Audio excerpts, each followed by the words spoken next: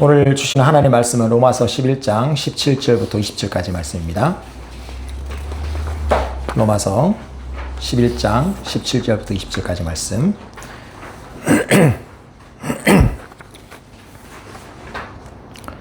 네, 우리 한 목소리로 같이 한번 읽겠습니다. 또한 가지 알마가 꺾이었는데 돌감나무인 내가 그들 중에 접붙임이 되어 참 감람나무 뿌리에 진액을 함께 받은 자 되었은즉 그 가지들을 향하여 자랑하지 말라. 자랑할지라도 내가 뿌리를 보존하는 것이 아니요 뿌리가 너를 보존하는 것이니라. 그러면 내 말이 가지들이 꺾인 것은 나로 접붙임을 받게 하려 함이라 하니니 옳도다. 그들은 믿지 아니함으로 꺾이고 너는 믿음으로 섰느니라. 높은 마음을 품지 말고 도리어 두려워하라. 아멘. 성경을 관통하는 올리브나무 비유라는 제목으로 말씀을 전하겠습니다. 여러분, 우리 교회 이름이 뭔지 아시죠? 예, 주보를 한번 보십시오. 예, 올리브나무라고 되어 있고, 거기 보면 시편 52편 8절의 말씀이 있죠. 한번 같이 한번 읽어볼까요? 시작. 나는 하나님 집에서 자라는 올리브나무 같습니다. 나는 하나님의 한결같은 사랑을 언제까지나 굳게 믿습니다. 아멘. 이 한 페이지에 올리브나무라고 하는 이름이 되게 많죠. 그죠? 온통 올리브나무입니다. 왜 우리가 올리브나무라고 하는 교회 이름을 정했을까? 오늘 그 의미를 좀 우리가 깨닫고 교회 이름이 왜 올리브나무일까? 물어봤을 때 우리가 내 마음속에 어떤 기준이 또 말할 수 있는 내용이 있었으면 좋겠습니다. 나는 하나님의 집에서 자라는 올리브나무 같습니다. 나는 하나님의 한결같은 사랑을 언제까지나 굳게 믿습니다. 왜 올리브나무 같습니다 라고 얘기하고 나서 이어지는 말씀에 하나님의 한결같은 사랑을 언제나 굳건히 믿습니다 라는, 이게 무슨 연관이 있을까? 설명할 수 있을까요, 여러분? 예. 그리고 뒷페이지를 한번 보십시오. 뒷면. 올리브나무라고 되어 있는데요. 올리브나무, 그 이름 속에는 우리를 향한 하나님의 크고 놀라운 설계도, 곧 구원의 이야기가 담겨 있습니다. 올리브나무 하면 구원의 이야기가 떠오르시나요? 예. 한번 1번 한번 읽어볼까요? 회복과 연합인데요. 한번 읽어봅시다. 시작. 예수님이 성천하신 곳, 그리고 다시 오시리라 약속하신 곳은 바로 감람산 올리브산입니다. 성경은 올리브나무 비유를 통해 주께서 다시 오실 날 유대인과 이방인이 그리스도 안에서 하나 되는 한 세 사람으로 온전한 회복이 일어날 것을 약속하십니다. 예, 여기에 보면 올리브나무 비유가 나옵니다. 근데 앞에 보면 감람산 하고 나서 올리브산이라고 되어 있죠. 그죠? 올리브산.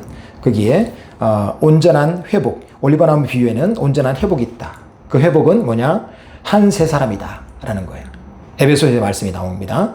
자, 그 다음에 두 번째 우리가 생각하는 올리브나무의 사역은 기름 부음과 사명입니다. 두 번째까지 한번 읽어볼까요? 시작. 올리브 열매는 세상의 어둠을 밝히는 귀한 기름이 됩니다. 예수님께서 십자가 위에서 막힌 담을 허무셨던 것처럼 우리 교회는 세대와 민족을 깨어진 관계 회복이 되고 열방이 하나 되는 연합을 꿈꿉니다. 특히 그 회복의 정점인 이스라엘의 회복과 유대인의 구원을 위해 우리는 함께 기도합니다. 여기서 회복과 연합을 얘기했는데 여러 가지 많은 회복이 있고 여러 가지 많은 연합이 있을 수 있지만 가장 핵심은 이게 빠지면 다른 회복과 연합이 의미가 없다. 그 회복이 뭐냐? 그는 이스라엘의 회복이고 이스라엘 유대인들의 구원이다라고 얘기를 하고 있는 거죠. 세 번째는 우리가 올리브나무를 통해서 기억해야 될 게 깨어 있어야 된다. 그리고 예비해야 된다라는 부분인데요. 그것도 한번 읽어보도록 하겠습니다. 시작. 우리 교회는 서로 사랑하라 당부하신 예수님의 말씀을 지키며 복음을 전하며 주의 길을 예비하며 예수님을 기다립니다. 세상의 소음 속에서도 마음을 지키며 깨어 등불을 준비하고 주님이 오실 길을 예비하는 것, 그것이 올리브나무 교회가 이 땅에 존재하는 이유입니다. 우리가 이 시대를 살아가고 있는데 깨어 있으라. 잠들지 마라. 그래서 깨어있다. 등불을 준비한다. 이게 뭐냐? 잠 안 자고 밤늦게까지 불면증에 시달리라는 얘기냐? 그게 아니다. 깨어있어야 된다. 등불을 준비한다. 그는 바로 예수님의 오심을 기다리는 거다라는 거죠. 그러면 이제 깨어만 있으면 되느냐? 그게 아니라 주의 오시기를 예배하는 것. 이것이 우리 올리브나무 교회가 이 땅에 존재하는 이유다. 라고 기록하고 있습니다. 밑에 보면 따옴표로 있죠, 그죠? 이름은 단순한 명칭이 아니라 우리가 걸어갈 길입니다 라고 되어 있어요. 그래서 이 올리브나무라고 하는 이 이름 속에 오늘 말씀을 통해서 어떤 내용들이 숨겨 있는가를 한번 살펴보려고 합니다. 올리브나무는 여러분 아시는 것처럼 이제 그 성경에 보면 감람나무라고 되어 있어요. 근데 이 감람나무는 이게 올리브 트리 엘라이아라고 하는 헬라어를 이게 그 중국어로 번역하면서 이 감나무로 썼대요. 근데 감람나무하고 올리브나무는 달라요. 저희는 보통 이제 다른 분들이 오셔서 감람나무가 올리브나무입니다라고 그냥 이제 복잡하게 설명하지 않고 그래 간단하게 설명하는데 더 깊이 들어가면 감람나무가 따로 있고 올리브나무가 따로 있어요. 근데 성경에 말하고 있는 건 올리브나무거든요. 근데 이 올리브나무 비유가 로마서 11장에 나오는데 이 올리브나무 비유는 성경의 창세기부터 요한계시록의 모든 내용을 꿰뚫는 하나의 비유예요. 그럼 올리브나무를 한번 상상해 보십시오. 나무가 있으면 뿌리가 있겠죠, 그죠? 뿌리가 있는데 가지가 쫙 올라왔어요. 가지가. 그러고 나서 이 그 큰 기둥 위에 옆에 이제 가지들이, 장가지들이 붙잖아요, 그죠? 근데 그 여러 가지 가지들이 있고, 근데 성경에 보면 그 가지 일부가 부러져 나갔대요. 부러져 나가고, 이 성경에 보면 이제 돌감람나무라고 되어 있는데, 이제 원래는 야생 올리브나무 가지가 거기 꺾여가지고 접붙임을 되었다는 거예요. 그런데 한번 생각해 보세요. 좋은 나무가 있는데 들에 자라고 있는 아무짝에도 쓸모없는 맛도 없고 크기도 작은 그런 야생 올리브나무 가지를 거기다가 붙일 농부는 전혀 없어요. 그런데 왜 이런 비유를 했을까? 그리고 여기까지 우리가 보통 알고 있는데 나중에 잘려나간 이 올리브나무 원 가지가 참 올리브나무 가지가 나중에 다시 이제 기둥에 다시 붙는 일이 일어날 거다라고 얘기를 해요.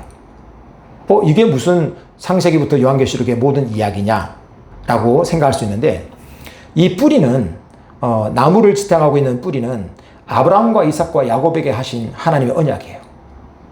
여러분 우리가 아브라함 하면 딱 떠오르는 이름이 뭐죠? 믿음의 조상. 예, 믿음의 조상이에요. 그리고 아브라함에게 주신 복이 뭐가 있습니까? 예, 딱 아브라함에게 주신 복. 예, 내 이름을 창대케 할 거다. 너로 큰 민족을 이루게 할 거다. 그리고 가장 중요한 복의 근원이 될 것이다. 너를 인해서 이방인들이 모든 열방이 복을 얻게 될 거다라고 얘기했어요.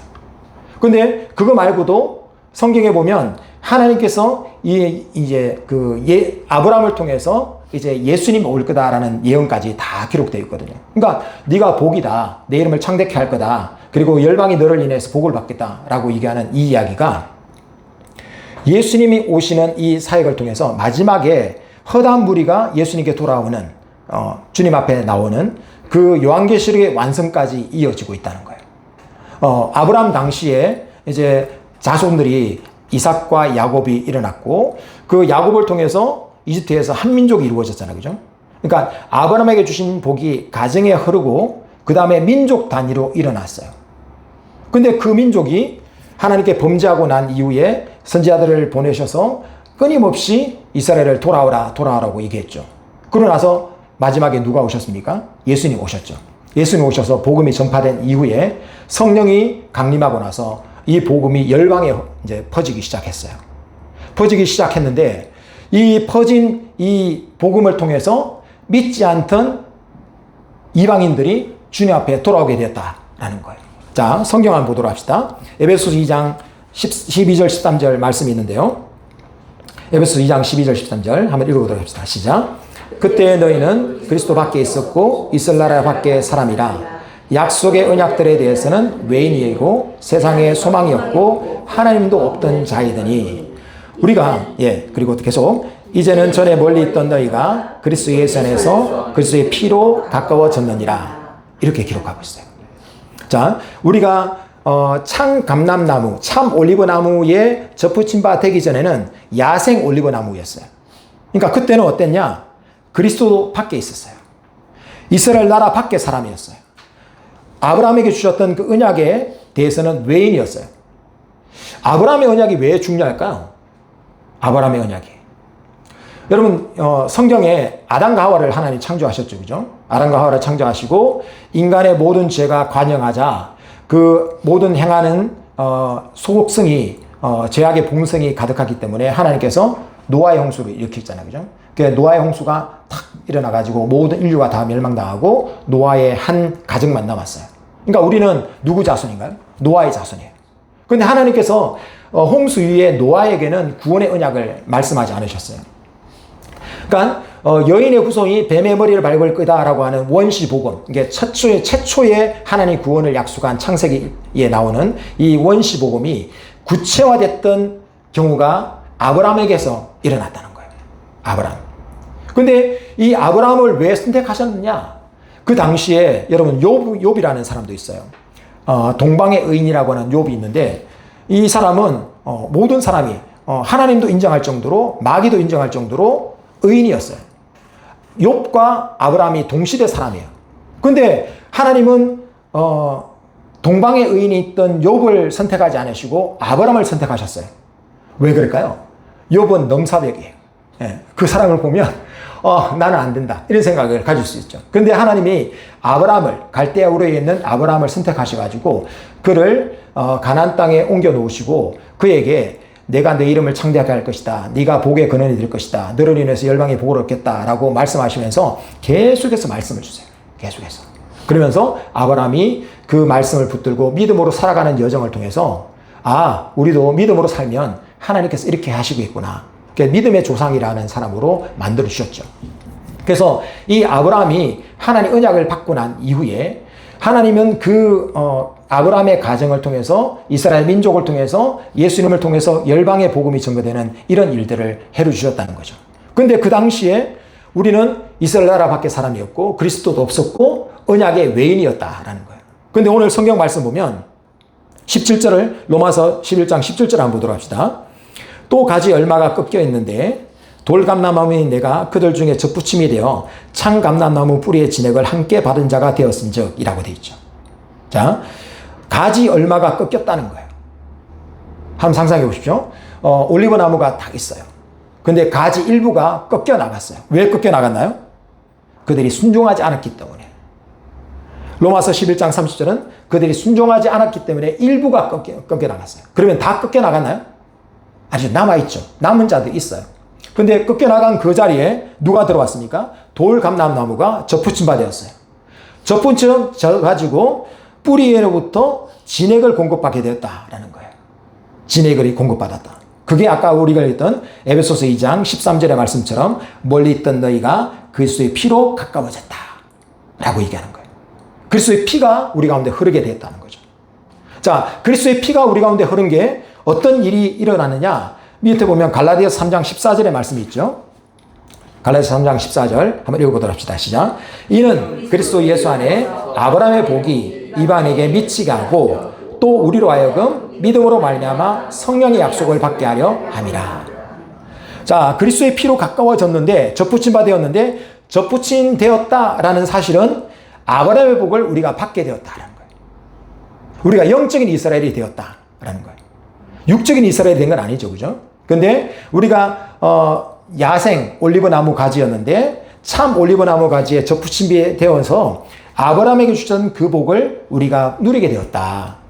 근데 이 보증으로 누가 왔느냐? 성령께서 오셨다라는 거예요. 그래서 성령을 통해서 내가 하나님 백성 되었구나. 아브라함의 복을 받은 자가 되었구나라는 사실을 알게 되었다라는 것이죠.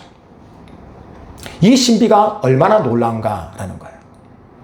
자, 로마서 11장 25절 26절을 한번 읽어보도록 합시다. 나와 있죠. 시작. 형제들아 너희가 스스로 지혜 있다 하면서 이 신비를 너희가 모르기를 내가 원하지 아니하노니 이 신비는 이방인의 충만한 수가 들어오기까지 이스라엘의 도로는 우둔하게 된 것이라. 그리하여 온 이스라엘이 구원을 받으리라. 기록된 바 구원자가 시온에서 오사 야곱에게서 경건하지 않은 것들을 돌이키시겠고. 여러분 오늘 사도 바울이 신비라고 얘기하고 있어요. 비밀스러운 이야기.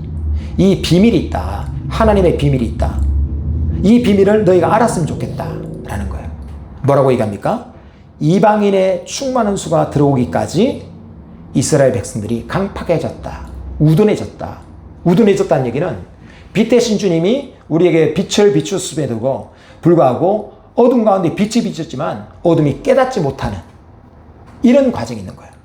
그래서 아까 우리가 읽었던 로마서 11장 19절에도 내 말이 가지가 꺾인 것은 나로 접붙임 받게 하려 함이다.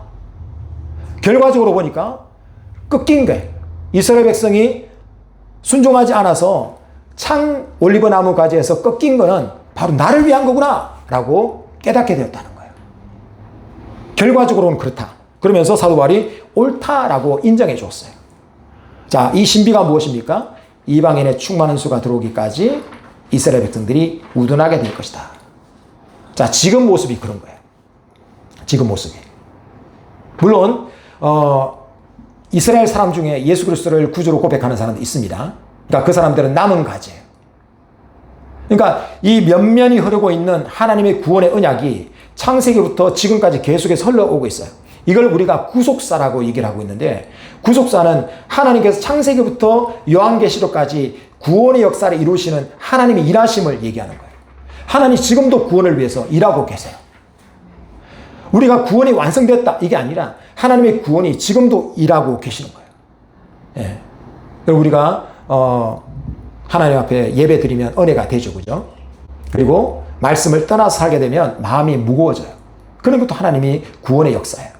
그리고 만난 사람들에게 복음을 전하고 싶은 마음이 들어서 복음을 전했는데 그 사람 마음이 감동되어져 가지고 사형리를 가지고도 예수를 영접하네. 이런 게 있어요. 그 사람이 예수를 소개하고 같이 영접 기도하겠습니까? 라고 물었는데 전혀 안 할 것 같은 사람이 예수 그리스도를 영접하고 막 감동되고 교회에 나가겠다라고 얘기하는 그런 일들이 지금도 벌어지고 있어요. 심지어 어느 누구도 복음을 전하지 못하는 이슬람 지역에는 어떤 사람이 실제 간증이 그분이 알라에게 절하려고 하고 있는데 누군가가 어깨를 두드리더라는 거예요. 돌아보니까 웬 낯선 분이, 남자분이 서 있더라는 거예요. 누구세요? 라고 했더니 내가 예수다. 초자연적인 현상으로 지금도 일하시는 거예요. 왜 그럴까요? 거기는 어느 누구도 복음을 전할 수 없는 곳이기 때문에 하나님께서 초자연적으로 일하시는 거예요. 왜 그럴까요? 오늘 말씀처럼 이방인의 충만서가 채워지는 하나님의 구원 사역이 지금도 진행되고 있는 거예요. 우리는 한국 땅에 살고 있기 때문에 이게 잘 못 느껴져요. 네. 워낙에 유튜브만 틀고 가까운데 우리 주변만 해도 교회가 얼마나 많아요. 그리고 예수 믿으라는 사람도 많이 없네요. 오히려 전도를 많이 안 하고 있어요. 네. 그런 상황에 우리가 놓여 있어요. 교회 간다고 해서 누가 어려움을 주지 않습니다. 어느 누구도 교회 가는데 맞고 핍박하지 않습니다. 그런 상황 가운데 살아서 우리가 잘 모르지만 전 세계 열방에는 지금 기적적인 하나님의 구원의 역사가 막 일어나고 있어요. 그런데 이방인의 충만서가 채워진과 동시에 어떤 일이 있어야 되느냐? 로마서 11장 26절에 보면 그리하여 온 이스라엘이 구원을 받으리라. 맥락이 좀 없죠, 그죠? 이방인의 충만한 수가 들어오기까지 이스라엘이 우둔해질 거다. 근데 그 시기가 지나고 나면 온 이스라엘이 구원받는 일이 일어날 텐데 구원자가 어디서 온다고요? 시온에서 오사. 예수님의 관건적인 역사가 시온에 일어나기 시작하는 거예요. 시온이 어디입니까? 예루살렘이에요. 그 예루살렘에 하나님의 구원의 역사가 일어나고 있는 거예요. 지금 여러분 전 세계적으로 국지전이 막 일어나고 있잖아요, 그죠? 지금은 뭐 세계 3차 대전처럼 이렇게 하지 않고 뭐 이제 유통망을 잡고 물류망을 잡고 이렇게 국지전들이 계속 일어난대요. 그러면서 국가마다 경제적인 셈법을 가지고 서로 이렇게 붙었다가 저렇게 붙었다 하면서 막 전쟁이 일어나고 있대요.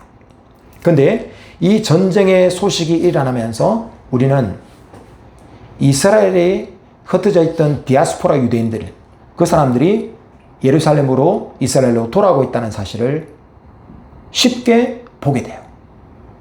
지금 전 세계에 흩어져 있는 이스라엘 사람들이, 이스라엘 유대인들이 이스라엘로 돌아오고 있습니다. 하나님 불러 모으기 시작하는 거예요.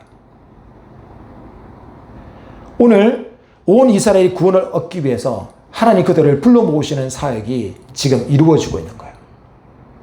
자, 다시 올리브나무 비유로 돌아가서 올리브나무가 서 있습니다.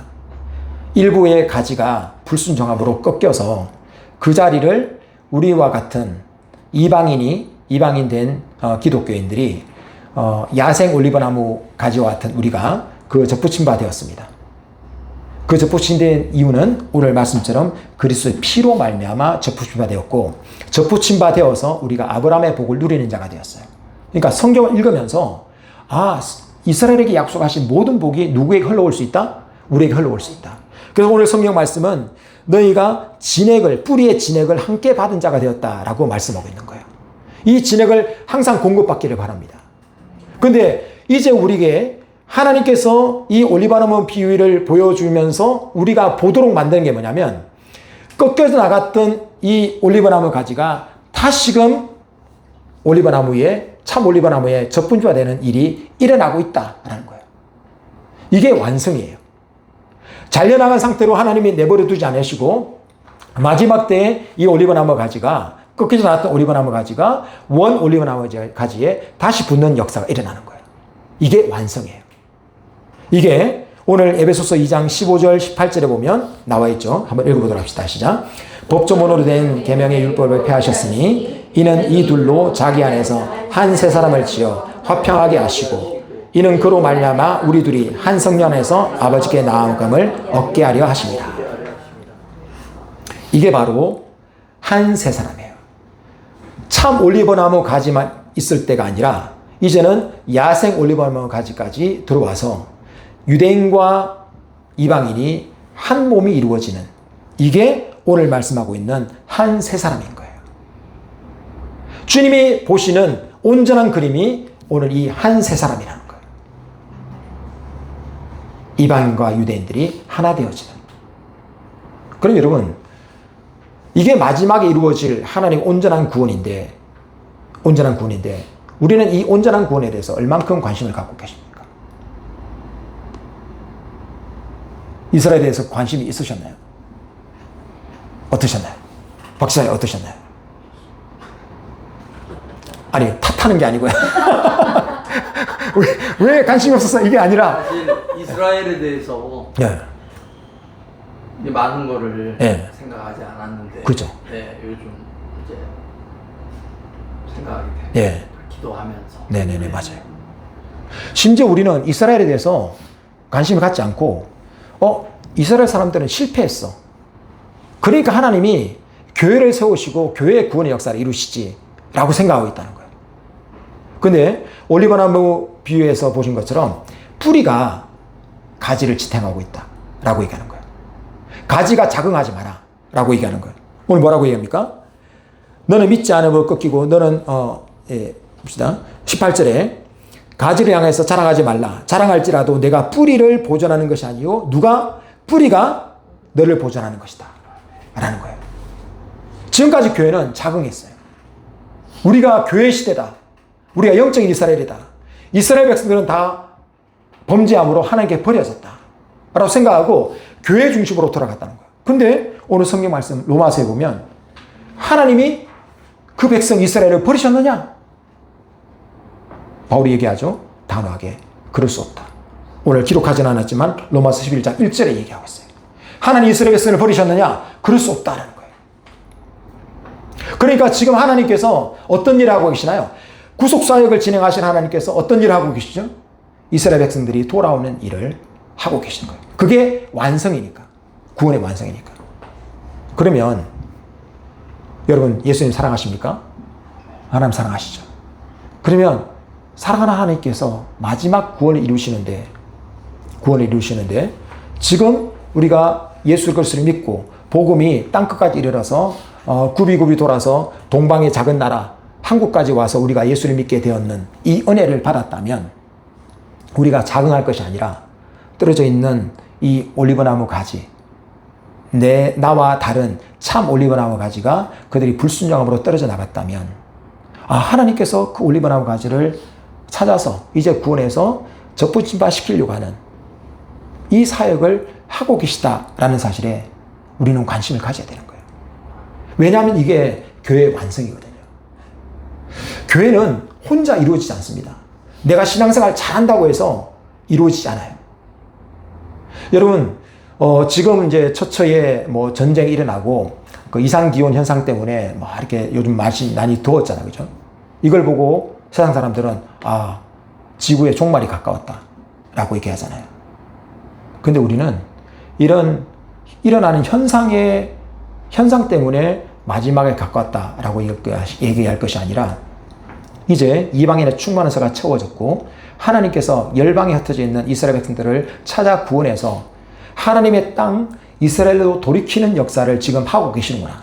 그리고 놀라운 사실은 지금 건해 때보다 이스라엘 땅에 부흥의 역사가 일어나고 있대요. 이 사람들이 예수님을 구주로 고백하는, 그러니까 바루카바 바신 아도나이라고 하는 히브리 말이 있는데 찬송하리로다 주의 이름으로 오시는 이여 라고 찬양하는 그 순간까지 그때 주님 오신다고 얘기하고 있거든요. 그러니까 그들이 준비되어 나가는 일이 마지막에 하나님 이루실 일이라는 거죠. 자, 오늘 다시 한번 주보 맨 앞에 보시면 나는 하나님 집에 자라는 올리브나무 같습니다. 나는 하나님의 한결같은 사랑을 언제까지나 굳게 믿습니다. 라고 고백하고 있습니다. 이 올리브나무에는 하나님의 한결같은 사랑이 있습니다. 버리지 않으세요. 만약에 하나님 이스라엘 백성을 버리시고 말 잘 듣는 교회를 가지고 성령을 부어주시고 말 잘 듣는 교회를 가지고 구원을 이루 나갔다고 한다면 우리는 하나님께서 우리를 끝까지 포기하지 않으시고 우리를 사랑할 거라는 사실에 대해서 믿을 수가 없어요. 왜냐하면 언제든 우리도 하나님께 불순종하면 이스라엘을 버린 것처럼 우리도 버릴 수 있으니까 그런 마음이 들 수 있잖아요. 근데 오늘 하나님께서는 이 올리브나무, 참 올리브나무 누구죠? 이스라엘 백성들이에요. 이스라엘 백성들을 버리지 않으셨습니다. 그래서 우리는 올리브나무를 바라보면서 주님은 한결같은 사랑으로 우리 가운데 함께 하시는구나. 이 사실을 알게 되는 거예요. 그리고 이 구원의 역사를 이루시는 하나님의 신실하신 역사가 마지막에 얼마나 아름답게 이루어질 것일까? 이게 한 세 사람이라고 하는 이 단어 속에 올리브나무 교회 가지가 완벽하게 이루어지는 이 모습 속에 이루어질 걸 우리는 바라보면서 나가는 거예요. 하나님 구원 역사가 구속사역이 이렇게 진행되고 있는 거예요. 그래서 예수님께서 뭐라고 얘기하십니까? 누가복음에 너희 머리를 들라. 너희 머리를 들라. 지금까지 어떻게 했다는 거예요? 머리를 쳐박고 있다는 거예요. 우리 먹고 사는 문제, 우리 삶의 문제, 이것 때문에 너희가 고개를 숙이고 있지 마라. 고개를 들라. 왜요? 너희 속량이 가까웠다. 너희 구원이 가까웠다. 라고 얘기하는 거예요. 우리가 바라볼 게 무엇입니까? 주님의 오심이에요. 주님의 오심이 정말 가까웠습니다. 우리가 깨어 있어야 되는 거예요. 근데 우리의 마음이 이 땅의 것들 때문에 어두워질 때가 얼마나 많이 있어요. 은혜 많이 받았는데 집안 문제 때문에 마음이 어두워질 때가 얼마나 많아요. 하나님이 나를 사랑한다는 사실을 깨닫고 있음에도 불구하고 물질적 어려움 때문에 우리 마음이 어두워질 때가 얼마나 많이 있냐는 거죠. 그런데 중요한 건 그거는 지나가는 거예요. 온전한 하나님의 구원의 역사가 우리 가운데 온다는 거죠. 그래서 여러분 올리브나무라고 하는 이 단어를 기억할 때마다 올리브나무 카페야? 올리브나무 교회냐? 이걸 생각할 게 아니라 오늘 말씀처럼 한결같은 하나님 사랑, 이 구원을 이루시는 하나님의 역사, 이건 전적으로 하나님이 하시는 거거든요. 아브라함이 능력이 있어서 하는 것이 아니라, 아브라함이 능력이 있어서 그에게 약속을 주신 것이 아니라 하나님이 그를 믿는 믿음을 의롭다 하셔서 그에게 역사를 베푸시는 것이 바로 올리브나무의 비유로 나타나고 있는 겁니다.